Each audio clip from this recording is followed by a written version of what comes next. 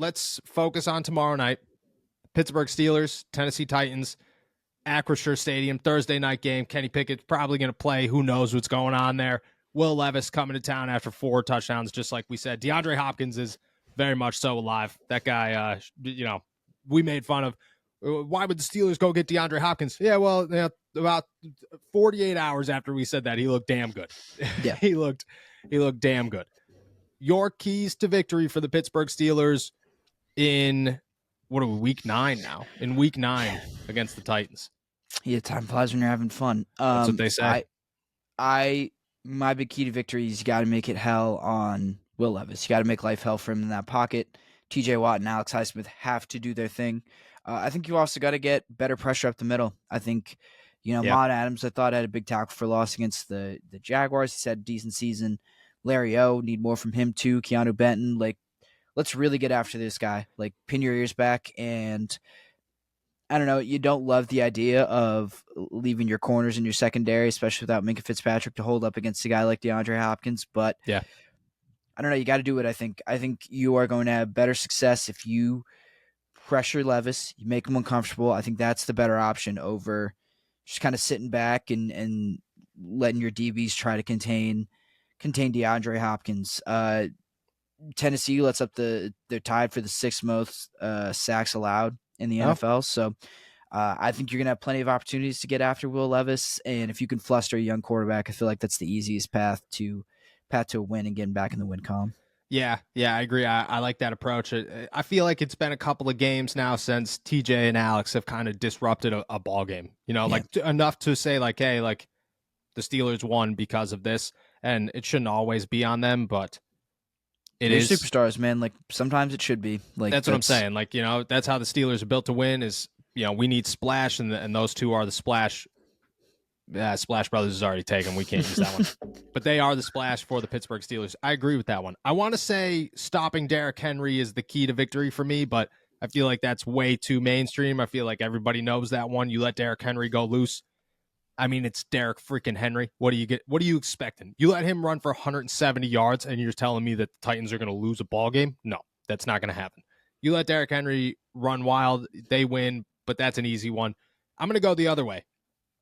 Just like we talked about, the Steelers aren't necessarily, designed to win on the ground. Okay, the Steelers got to do enough through the air, and they got to protect the ball enough where they, A, don't make dumb mistakes, B, control the clock, and C, move the ball. Stop trying to go for 40-yard passes with a quarterback who could only throw 35 yards. Instead, utilize Deontay Johnson's short routes, utilize George Pickens on those slants, utilize Jaylen Warren and Najee Harris as receiving options, and Allen Robinson as a short route, and Connor Hayward as a short route. Utilize your options who could pick up 10 yards a pass. Just keep it very comfortable for Kenny Pickett. Keep it quick for Kenny Pickett. Don't let him sit in that pocket and make things uncomfortable, and give him an opportunity. Don't give the defense an opportunity to take him out of the game. I think he gets hit one time, you're starting to worry. He gets hit 2 or 3 times, there's an opportunity, or there's a real shot that this rib becomes a factor and he's either not able to finish or he's not working at 100%, and the Steelers are in trouble.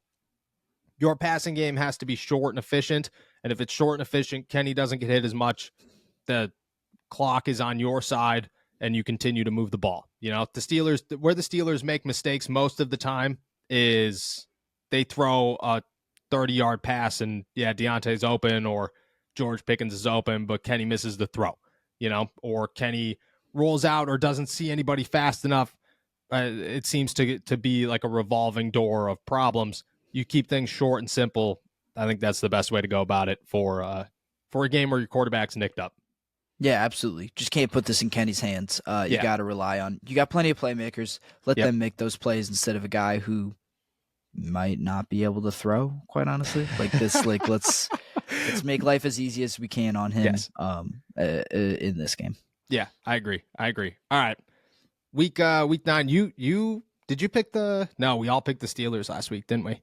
No, I picked the I did. No, I picked the Jaguars. Did you pick the Jaguars? Yeah, but I thought we're much closer than this. We're it's all right. You're still climbing back. At this point, I think I got you by 1 game heading into this week. That's a good place to be. Heating up in the second half of the season. That's right. Playing our best ball when it matters most. That's what I'm saying. Back 9 score predictions, at least from you. The Pittsburgh Steelers, Tennessee Titans, Week 9, Thursday Night Football, injured quarterback, rookie quarterback. There's so much going on here. Your score prediction for the Pittsburgh Steelers, Tennessee Titans, Week 9. I'm back on the Steelers this week. I think it's 21-17 Steelers. I think they pull out a win. I think Will Levis comes back down to earth a little bit. Steelers will be able to run the ball decently well enough. But I also think the defense helps them out. I think they get at least a couple turnovers off of this Titans offense and Will Levis.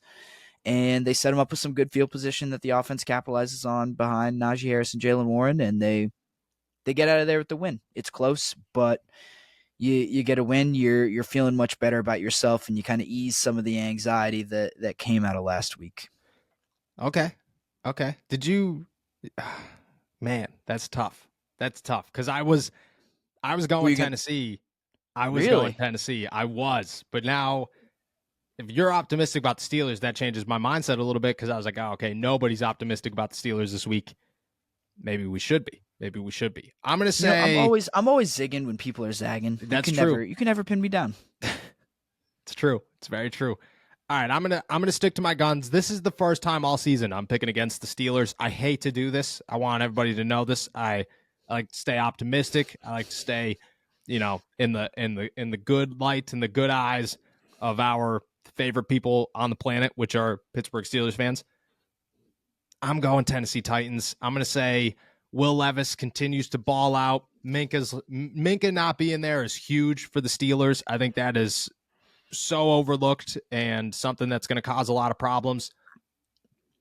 I'm going, oh man, I'm going to go 27. I'm going to go 27-17. Steelers lose by 10. Yeah, it's a tough one. It's a tough one on Thursday night.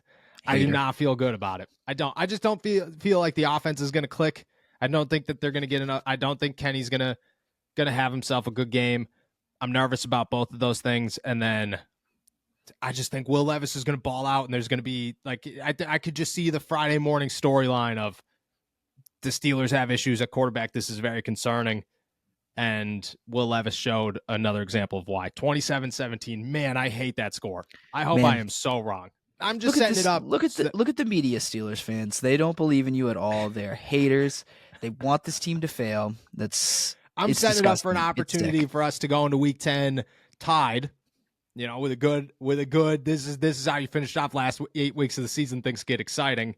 I'm just setting it up. I'm setting the stage. Or I'm right and things are wrong and nobody feels good on Friday morning. I hope I'm wrong.